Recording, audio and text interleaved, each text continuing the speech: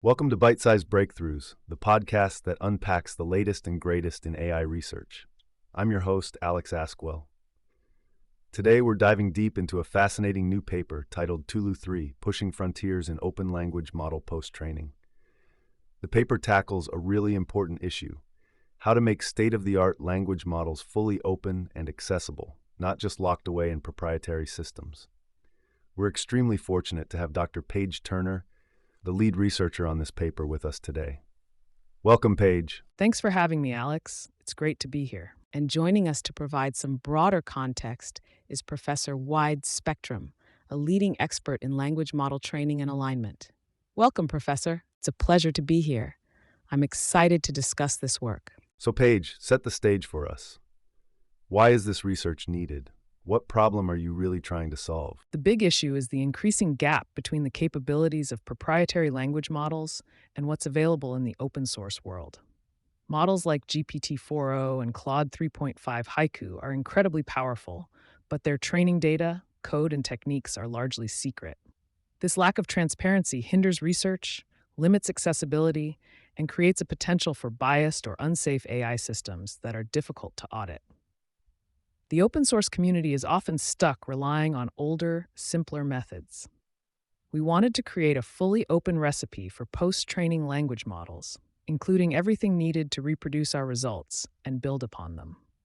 Absolutely. And from a historical perspective, this push for open source models echoes the broader evolution of AI research.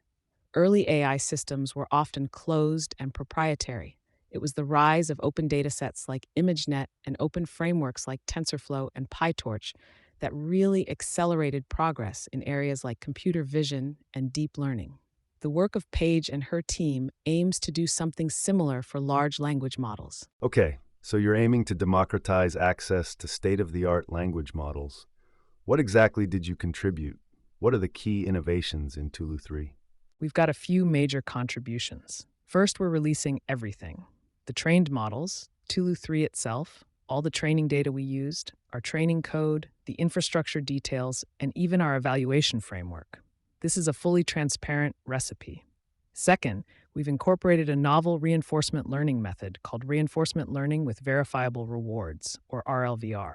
This is a new way of aligning LMs to certain tasks by only giving the model a reward if it's able to verify that the answer that it has created is correct. The results show that this works very well for solving mathematical and code-related problems, as well as instruction following. Third, there is also a strong emphasis in this research on data quality and on ensuring there is not cross-contamination between the testing and training data by aggressive decontamination measures. It's critical if the models are to generalize. Finally, it has some advanced infrastructure for building and training large models, including specific code. The idea of using verifiable rewards in reinforcement learning is quite interesting. It connects with a broader trend in reward modeling. The team uses the ground truth and constraints for feedback signal instead of learning a reward function. Do you see this as an advancement in that respect? You're right, Professor. Existing reinforcement learning methods train language models against which can lead to instability and additional overhead, or rely on human preferences, which can be hard to collect at scale and be subjective. Our approach sidesteps the issue by only applying PPO training to verifiable tasks. We have designed a custom loss function, which rewards verifiably correct responses with a specific value, while all other samples receive nothing, and can lower resource barriers, yes. What tasks exactly lend themselves well to that verifiable training, and what kind of performance lift did you see from it? Exactly. Tasks such as mathematical problem solving, code generation, and following precise instructions. It really pushes the state of the art for verifiable domains. In GSM-8K, grade school math word problems, we saw the accuracy of our 8 billion parameter model jump from 84.3% after direct preference optimization to 87.6% with RLVR. It is a big jump that shows a targeted focus on improving mathematical accuracy works. Very impressive. Now let's get into the nitty-gritty. Can you walk us through the different stages of your methodology, starting with data curation? Sure. It all begins with the right data. We targeted 7 core skills: knowledge recall, reasoning, mathematics, coding, instruction following, general chat, and safety. We built datasets for each by collecting existing public sources like Open Assistant, No Robots, and Flan v2, and curating prompts targeting particular capabilities, mainly by generating synthetic data with personas using GPT-4o. We used the personas from Persona Hub and generated prompts targeting specific skills such as precise instruction following, math, and coding. To address the need of non-compliance, we had Brahman et al., Han et al., and Jiang et al. To generate non-compliance and safety data. Those synthetic datasets are interesting. How did you balance the proportions of these mixed training datasets, considering the diverse skills? That's a great question. It was an iterative process. We trained multiple models on different mixes. First, we created mixtures targeting individual skills, keeping the mixtures that led to the best performance even if they degraded performance in other evaluations. This was our initial step. From that step, we determined what prompts worked. So after our initial SFT model trained on Tülu 2 showed that the performance on Llama 3.1 was lacking, we added high-quality publicly available datasets and synthetic datasets, and we removed the ones that seemed of lower quality. We eventually were able to find a proper distribution by adding or removing certain sets. We also decontaminated against evaluations and downsampled large datasets. You mentioned decontamination. How did you address the problem of potential overlap between training prompts and evaluation sets? Contamination is a serious problem, and we took it very seriously. We experimented with full-string matching, n-gram matching, and embedding-based matching. We found that 8-gram matching worked best for identifying contamination. We used this 8-gram matching for our contamination checks, following previous work like Dubey et al., 2024. For each token in a test instance, we consider it to match a token in a train instance if the two instances share an 8-gram containing that token. Training sets that overlap more than 2% with our dev or test evals were considered contaminated and removed. I see. What came after data curation. Then we went to supervised fine-tuning, or SFT. We used prompts with existing high-quality, human-written or frontier model-generated responses where available. For prompts with no existing responses, we generated new responses with GPT-4o. To improve, we emphasized adding diverse chat data from wild chat. We see that there is a small but noticeable degradation on most skills, highlighting the importance of diverse real-world data. This fixes safety issues with the model in the long run. That makes sense. And what about the preference tuning stage? For preference tuning, we used direct preference optimization, or DPO. DPO is an offline approach. Our dataset contains a prompt and two responses, one we consider is preferred and another considered rejected. We create on-policy preference data given our prompts by adapting and advancing the ultra-feedback pipeline. Our data pipeline is prompt selection, then response generation. For a given prompt, we sampled from a model pool to generate different responses. Then preference annotation with LLM as a judge, in this case GPT-4o. We extend the on-policy pipeline by sampling completions from Tülu SFT model and other models to improve performance. It improves aggregated downstream DPO performance compared to a completely off-policy dataset where prompt completions were sampled from other models. And then the reinforcement learning with verifiable rewards, the RLVR. Could you explain in more detail how that novel method worked? Absolutely. We use PPO for training. The verifiable reward function gives a reward of aha equals 10 if a completion is successful and 0 otherwise. We combine all prompts together, which results in a mixture of roughly 30,000 prompts with ground truth labels. We train for roughly 100,000 and shuffle the prompts in between epochs. Then we examine the model checkpoints every 40 to 100 steps and choose the best checkpoint on our evaluation set. How were these answers extracted and verified? What functions did it use to verify correctness? That really depended on the task. For GSM 8K, for example, we used the training set for this. We augmented each sample with the 8-shot prompt to encourage the model to use chain of thought, and then extracted the final number produced and compared to the ground truth label to determine correctness. Similarly, we augmented each sample from the math training set with the 3-shot COT prompt used to encourage the model to generate chains of thought. We also use the flex math evaluation logic that attempts to extract the answer in three different ways.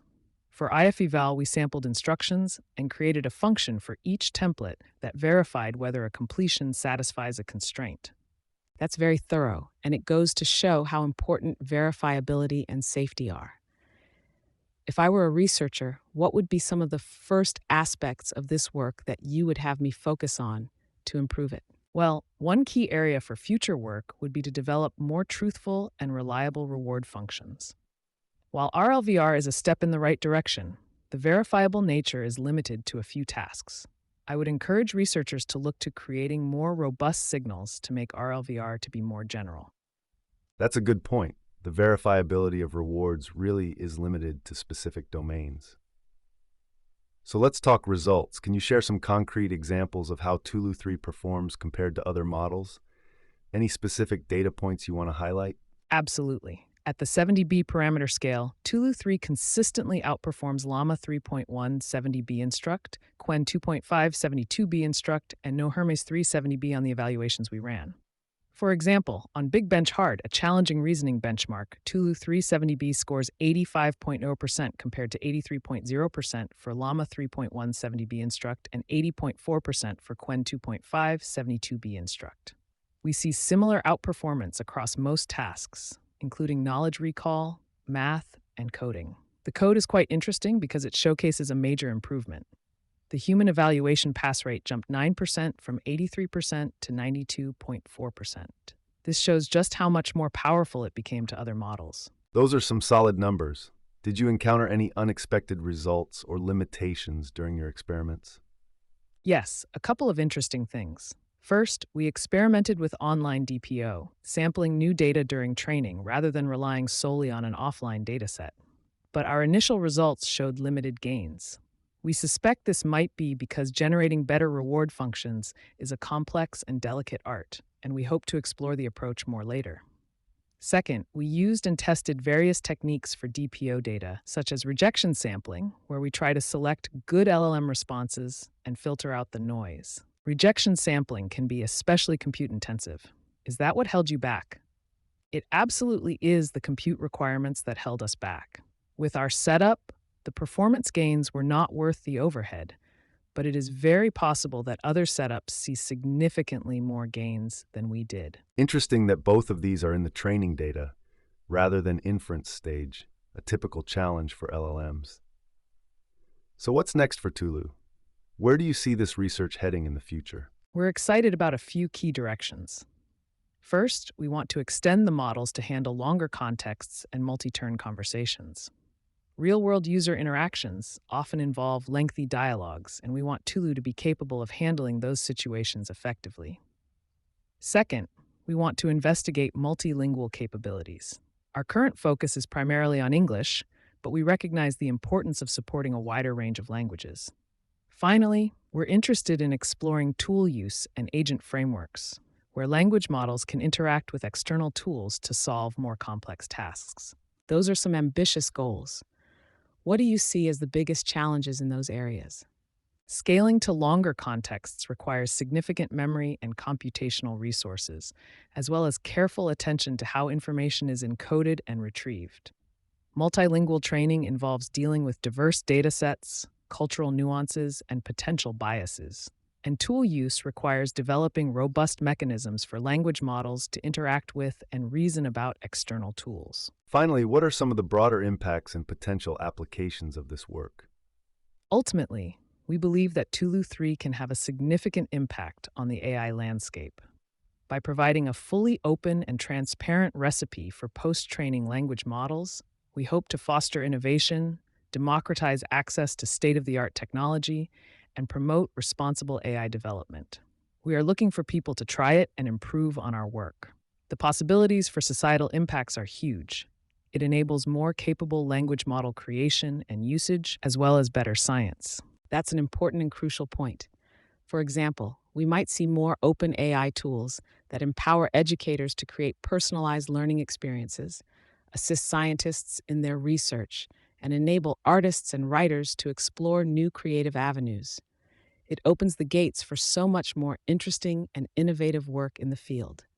This is something to be appreciated. So to summarize, Tülu 3 represents a major step forward in open-source language modeling, offering a fully transparent and reproducible recipe for achieving state-of-the-art performance.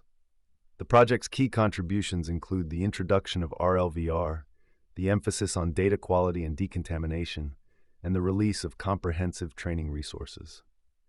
While challenges remain in areas like long context handling and multilingual support, Tülu 3 paves the way for further innovation and democratization of access to advanced language model technology.